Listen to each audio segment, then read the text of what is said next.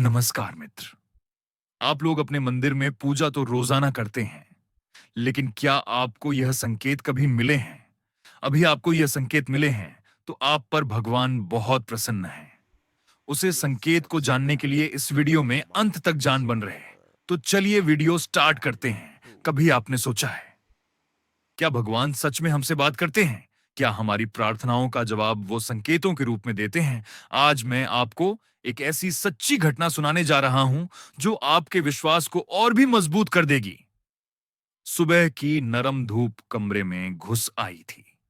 वंदना ने अपनी आंखें खोली और पूजा के मंदिर की ओर बढ़ी। 2 दिनों से उसके मन में बेचैनी छाई हुई थी।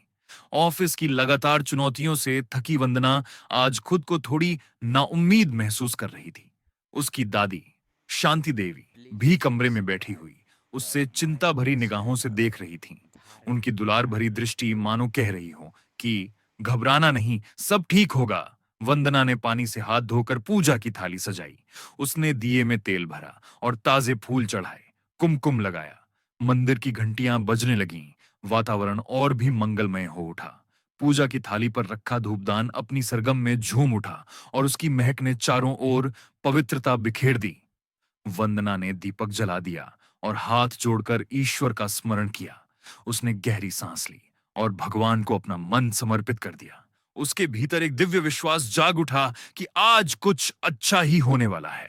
वंदना धीरे से दादी के पास बैठी और पूछने लगी, दादी, क्या भगवान सच में मेरी परवाह करते हैं? उसकी आवाज में थोड़ी नाजुक आशंका थी। दादी ने प्यार से मुस्कुराते हुए समझाया, जब हम सच्चे दिल से पूजा करते हैं, तब देवी देवता हमारे साथ होते हैं। वे स्वयं हमारी भक्ति सुनते हैं और अक्सर संकेत भेजकर बताते हैं कि वे हमारे साथ हैं। उस दिन वंदना ने दिल से पूजा आरंभ की। उसने माता लक्ष्मी की प्रतिमा के सामने प्रणाम किया और कहा, हे मां, मेरी रक्षा करो। उसके होंठों पर एक सरल मुस्कान तैर आई। जैसे ही उसने दीपक जलाकर मंत्रोच्चारण किया, कमरे में अचानक चंदन और गुलाब की मधुर सुगंध फैलने लगी। वंदना ने चारों ओर झांक कर देखा। वहां न तो कोई अग्नि जली थी, फिर भी पूरे कमरे में अजीब सी मीठी खुशबू फैल गई। उसे लगा कि देवी देवता स्वयं उसके पूजा में सम्मिलित हो गए हैं। इस खुशबू ने उसके भीतर गहरी शांति पैदा कर दी। मन के सारे अंधेरे स्वतः ही शांत हो गए। इतने में पूजा की थाली के पुष्पों में से एक कमल का फूल धीरे धीरे झड़ गया। वंदना ने हैरत से फूल को उठाया और देवी की प्रतिमा के पास रख दिया।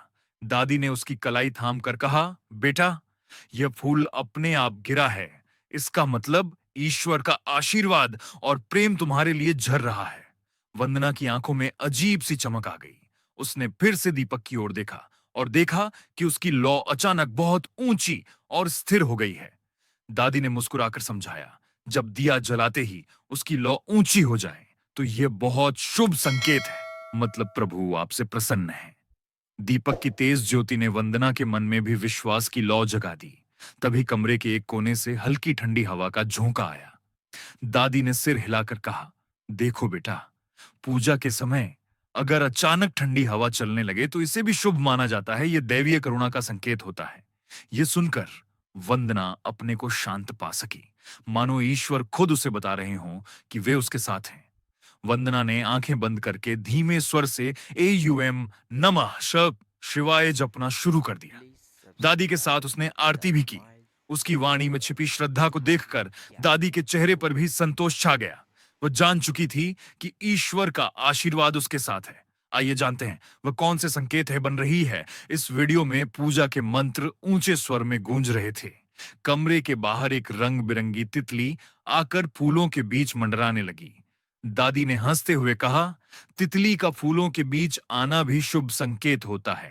कहते हैं यह भी देवताओं के इशारे में होता है। वंदना ने तितली को प्रसन्न नजरों से देखा, जैसे उसमें ही उसकी मन्नतों का कोई संदेश था। वंदना ने अगले मंत्रों का उच्चारण किया और फिर से गुलाब चंदन की सुगंध घर में फैलने लगी। उसने खुद को उन सुगंध की लहरों में डूबा हुआ महसूस किया। पुराने ग्रंथों के अनुसार यदि पूजा के दौरान अचानक फूलों या धूप की महक आने लगे, तो यह अलौकिक शक्तियों का आभास होता है। इस विश्वास से उसका भय और द्वंद्व हमेशा की तरह शांत हो गया। उसने अपनी आंखें बंद कर लीं और मंत्रोच्चारण निरंतर करती रही। उसकी सांसें धीमी हो गईं और भीतर की हलचल शांत हो गई। ऐसा लगा जैसे चारों ओर का अंधेरा छंट गया हो। दादी ने पूरब की ओर इशारा करते हुए कहा, देखा बेटा, ईश्वर के प्रति अटल विश्वास रखो। जब तुम में उनकी अटूट श्रद्धा होती है, तो वे स्वयं तुम्हारा मार्गदर्शन करते हैं। वंदना ने सिर हिलाया, मानो समझ ही गई हो कि यह सब वास्तव में दिव्य इच्छा है। पूजा समाप्त होते ही शाम ढल चुकी थी और दोनों मंदिर की ओर चल पड़े। दूर क्षितिज पर मंदिर की घंटियां बजने लगीं, मानो आकाश से कोई दिव्य संदेश आ रहा हो। वंदना खुशी से बोली, दादी, सुनो तो, मंदिर की घंटियां बज रही हैं। दादी ने आत्मविश्वास से कहा, जी बेटा, मंदिर में घंटी बजने पर कहा जाता है कि एयूएम जैसी शक्तिशाली ध्वनि निकलती है जो पूरे वातावरण को सकारात्मक ऊर्जा से भर देती है। इससे घर के सारे नकारात्मक अंधेरे दूर हो जाते हैं। ईश्वर हमें स्पष्ट रूप से बुला रहा है। सुनकर वंदना का हृदय उल्लास से भर उठा। उसकी आंखों में चमक और चेहरे पर सुकून सा निखर आया। मंदिर के गर्भगृह में प्रवेश करते ही वंदना ने महसूस किया कि उसने कभी ऐसा निर्मल प्रकाश नहीं देखा था। दीवारों पर देवी देवताओं की मूर्तियां सुनहरे प्रकाश में नहाई हुई थी और चारों ओर हजारों दिए जल रहे थे, मानो हर कोने में द दिव्यता बिखेर रहे हों। वह सब देखकर मंत्र मुग्ध रह गई। पुजारी ने आशीर्वाद देते हुए मुस्कुराकर कहा, आज तुम्हारी भक्ति ईश्वर को बहुत प्रिय हुई है। तुम्हें स्वयं भगवान ने बुलाया है। वंदना ने उत्साह से पुष्प अर्पित किए और नमस्कार किया। पूजनार्थियों की आरती गूंज रही थी और भक्तों के मुखों से भजन निकल रहे थे। मंदिर की शांति में भी देवी का मधुर स्वर गूंजता सुनाई दिया। शायद उसी स्वर ने उसके भीतर नई ऊर्जा भर दी हो। बाहर निकलते समय उसने फिर से ठंडी हवा का झोंका महसूस किया और मुस्कुरा उठी। आज उसने जाना कि वह अकेली नहीं है। ईश्वर हमेशा उसके साथ है।